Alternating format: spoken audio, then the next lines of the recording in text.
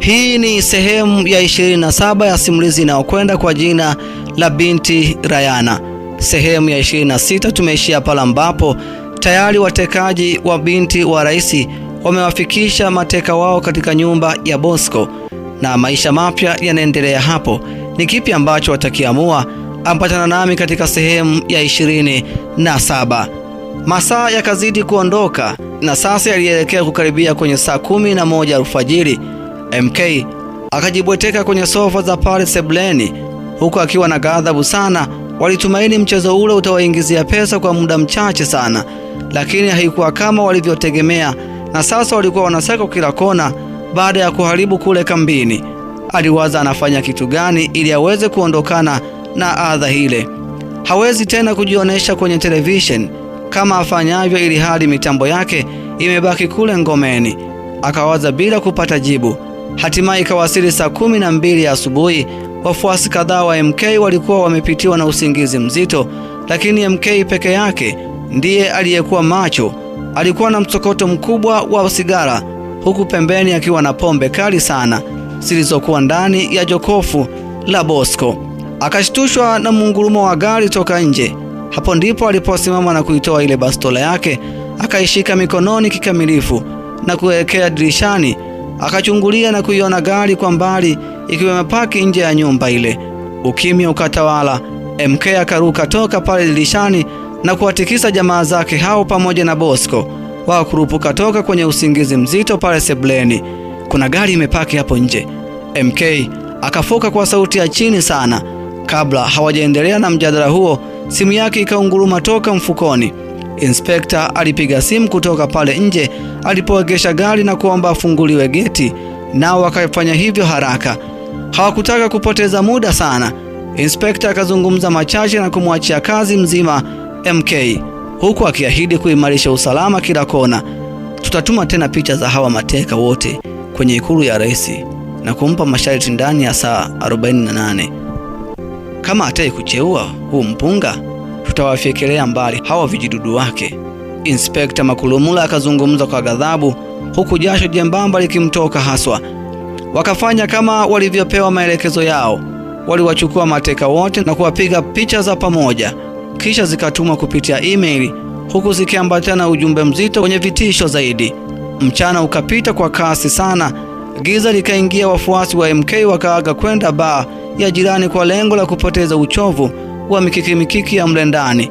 MK naye alipanda gari ya binafsi na kuelekea Mbezi kwa Inspekta Makulumla kwa maongezi. Pale kwenye nyumba ya Bosco alibaki Bosco mwenyewe na wale mateka. Saa 2 za usiku zikatimia. Bosco anapiga miayo pale sebuleni, huku chupa ya konyagi ikisindikizwa na ya Safari ikawa inamburudisha. Baada ya kupiga fundo moja la glasi ya kinywaji cha konyagi, akashushia na Safari, kisha akamiminia tena konyagi na kuinuka. Akawa anaelekea kule kwenye chumba waliko mateka, huku kichwa chake kikitawaliwa na pombe kwa muda ule. Akafungua mlango taratibu na kuiwasha taa ya chumba kile. Hapo ndipo alipoiona miili ya mateka ikiwa imejilaza pale sakafuni. Akatabasamu sana, sura yake ikajikunyata na kuwa kama ya kilevi zaidi. Katika kitendo kisicho cha kawaida, akaanza kurusha mateke ya hovyo kwa wale mateka, huku akitoa matusi ya nguoni. Lakini mateka mmoja hakuendelea kabisa. Aliposikia tu sauti ambayo aliwahi kusikia sehemu, akahamanika na kuacha kurusha yake mateke ya hovyo. Sasa anamwendea yule mateka aliyemfananisha kwa sauti pale chini, huku akiwa na glasi yake mkononi. Akalipukwa na mapigo ya moyo. Glasi ikamtika na kutawanyika pale chini kwa kasi ya ajabu. Akashindwa kujua kwa nini imekuwa vile na isiwe siku ya nyuma. Akamvuta Diana na kumtoa pale sakafuni. Alidhoofu kupita maelezo. Tangu jana mateka wale hawakupata kutia kitu chochote mdomoni, na njaa sasa zilikuwa zikiwatafuna kwa fujo mno. Hata pale alipojaribu kumtingisha hakuwa na dalili ya kuamka. Alizimia kabisa kutokana na kukosa chakula kwa muda mrefu. Bosco akatoka mle chumbani kama mtu aliyechanganyikiwa vile, kisha akarudi na bilauri la maji akayachota kwa kiganja na kumwagia Diana usoni mara 3, lakini bado hakuamka. Alifanya hivyo zaidi ya mara 5, bado hakufanikiwa. Akayasikiliza mapigo ya moyo na kubaini yakidunda kwa mbali sana. Upande wa Aidan, katika hali ya kutoamini kabisa katika maisha ya Aidan ni pale alipoishiwa pesa kwenye akaunti yake. Nyumba ambayo alipangiwa na Diana, mkataba ule uliishia na alitakiwa pale alipe kiasi kingine cha pesa. Akiwa ndani ya mashine ya ATM, ndipo hapo alipopagawa na kushindwa kuamini kabisa kile alichokiona kwenye akaunti yake, shilingi 27,200.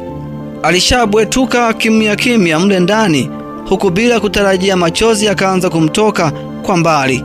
Akiwa ameduaa pale ndani kwa muda mrefu, ndipo askari anayehusika na ulinzi pale nje alipomshtua na kumtaarifu juu ya ujio wa wateja wengine. Kwa ghadhabu akatoka mle ndani na kuingia garini, kisha akatoka kwa kasi na manusura wachukue watu walio karibu na eneo lile. Akasindikizwa na matusi mazito yasiyo kifani, lakini hakusikia kitu chochote zaidi ya kukanyaga moto. Halmashauri ya kichwa chake ilimwambia atembelee mpaka Kinondoni kwa mpenzi wake. Akakanyaga moto na baada ya dakika kadhaa akaifikia Kinondoni, nje kabisa ya duka kubwa la nguo za kike.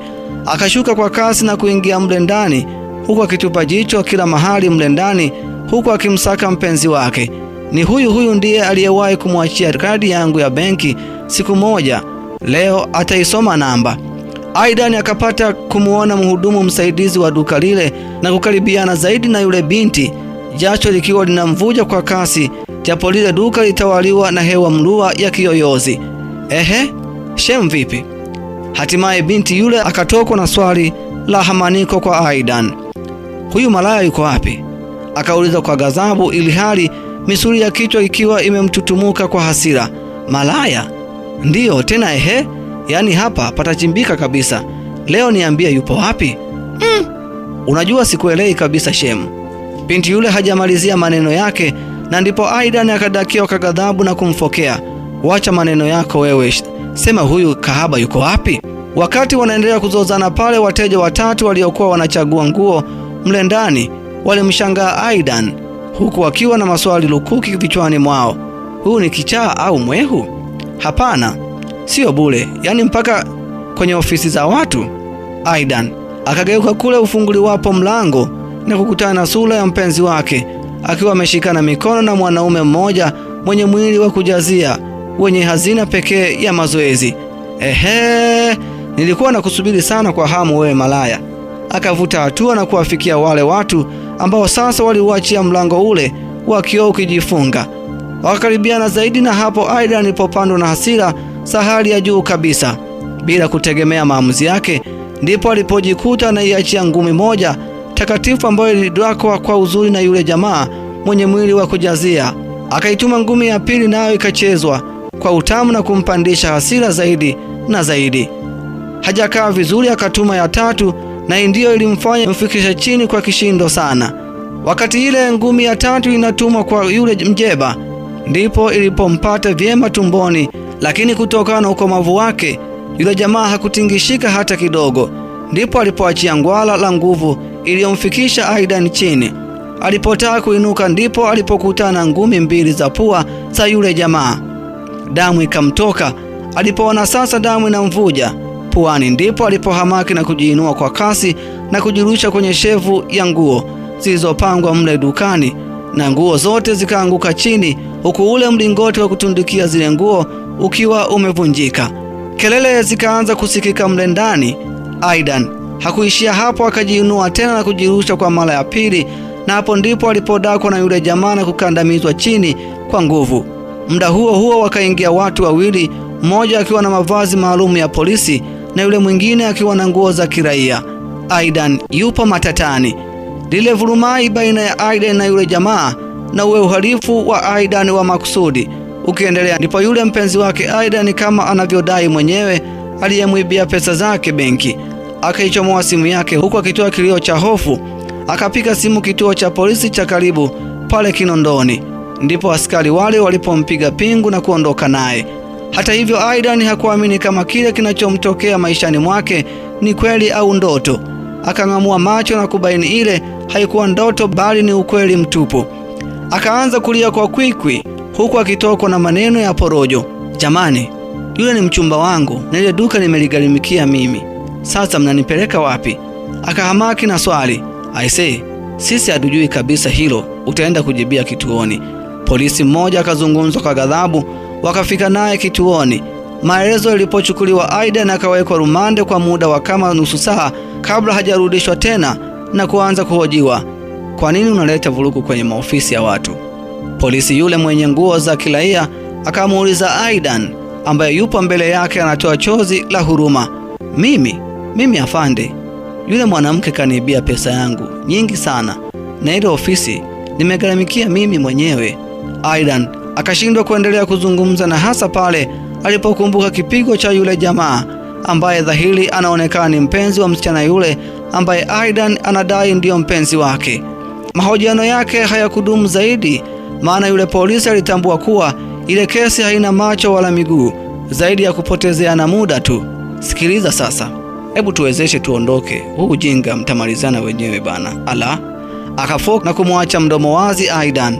Alipojitahidi sana kung'amua maneno ya yule askari, ndipo alipobaini kuwa anataka kitu gani. Pesa tu, hakuna kingine. Akaingia mfukoni na kutoa $20 na kuitupa pale mezani, kisha akamtazama yule polisi. Polisi akamtazama na kutabasamu kwa kejeli. Hii ni nini sasa? Polisi aliyekuwa akimhoja akauliza kwa dharau, huku mdomo wake ukiwa pembeni. Akampagawisha sana Aidan. Ebo, hawa jamaa wanataka nini sasa? Nina hiyo brother. Bila kusema kitu, polisi yule akainuka na kuanza kupiga hatua kuelekea ule mlango wa kutokea nje, huku akimwacha Aidan akimtazama kwa mshangao na sura ya huruma. Kabla hajaufikia ule mlango, ndipo alipogeuka na kumtazama Aidan. Machozi sasa yalikuwa yakimtoka. Akamtazama kwa dakika chache na kumwamrisha askari mwenzake amtoe pale kitini aondoke zake. Kweli akafanya hivyo. Alipofika pale kaunta, akakabidhiwa ufunguo wa gari yake na kuondoka zake, huku mawazo yakivutana kwa kasi kichwani mwake. Naam, hiyo ni sehemu ya 27 ya simulizi inayokwenda kwa jina la Binti Rayana. Tayari Aidan kaishiwa pesa, jeuri yote sasa ameanza kuisoma namba, lakini kule watekaji nao ndio kwanza wameanza kugundulika. Je, ni nini ambacho kinaendelea? Usikose kufuatilia sehemu ya 28 ya simulizi hii.